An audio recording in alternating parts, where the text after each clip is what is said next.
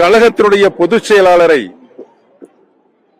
தேர்ந்தெடுக்கின்ற உரிமை கழகத்தினுடைய தொண்டர்களுக்குத்தான் இருக்க வேண்டும்.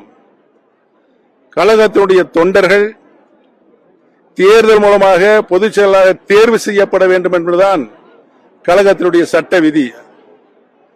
அந்த சட்ட விதியை புரட்சித் தலைவருடைய உயிலில் கூட எழுதி வைத்திருக்கிறார்கள். இன்றைக்கு நிலைமை என்ன?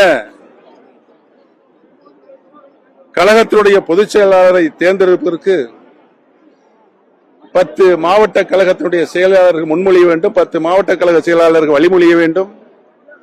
5 வருடம் அவர் தலைமை கழகத்தினுடைய நிர்வாகியாக இருக்க வேண்டும் என்று உருமாற்றியிருக்கிறார்கள்.